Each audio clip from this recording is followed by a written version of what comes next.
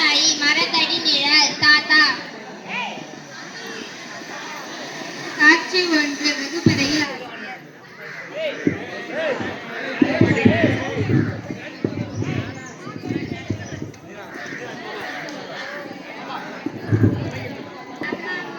வணக்கம் மாணவர்களே. இன்று நாம் ஒரு முக்கியமான விஷயத்தை பற்றி பேச போகின்றேன். பசுமை மற்றும் பாரம்பரியமும்.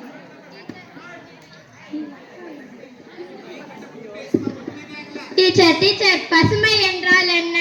பசுமை என்பது இயற்கையை பாதுகாத்தல், மரம் நடுதல், பிளாஸ்டிக் பதிலாக இயற்கை பொருட்களை பயன்படுத்துதல், நிலத்தடி நீரை பாதுகாத்தல் போன்றதாகும். பாரம்பரியம் என்றால் என்ன? பாரம்பரியம் என்பது நம் முன்னோர்களிடம் இருந்து வந்த பழக்க வழக்கங்கள், உணவுகள், கலாச்சாரம். நன்றி டீச்சர். காட்சி 2. தாத்தாவுடன் உரையாடல்.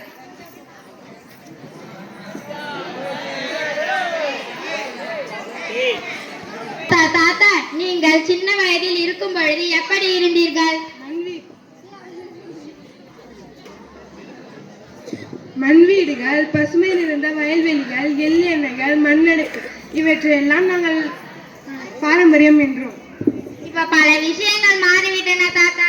ஆமாம் பாப்பா, ஆனால் நம் பாரம்பரியத்தை மறக்க கூடாது. அது நம்மளை வாழ வச்சது.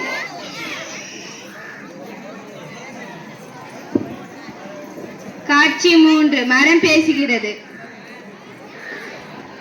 மென்மையான குரலில் நான் உங்களுக்கு நிழல், காற்று, பழம், மருந்து அனைத்தும் தருகின்றேன். ஆனால் நீங்கள் என்னை வெட்டி விடுகிறீர்கள். நாங்கள் இருப்பதால் தான் உங்களுக்கு மழையும் தருகின்றோம், ஆக்சிஜனும் தருகின்றோம். உங்களுக்கு தேவையான ஆக்சிஜனும் கிடைக்கின்றன. எனவே என்னை பராமரிக்க வேண்டும்.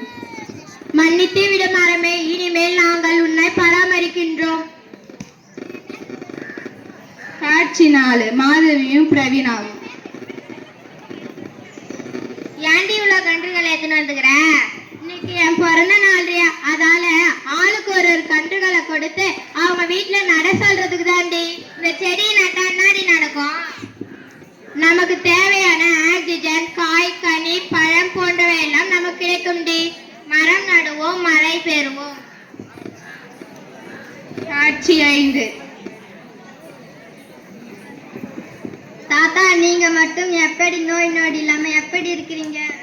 நான் அந்த காலத்துல ஆரோக்கியமான உணவு சாப்பிட்டதால தான் நான் இப்ப ஆரோக்கியமா இருக்கேன். ஆரோக்கியமான உணவு என்றால் என்ன தாத்தா?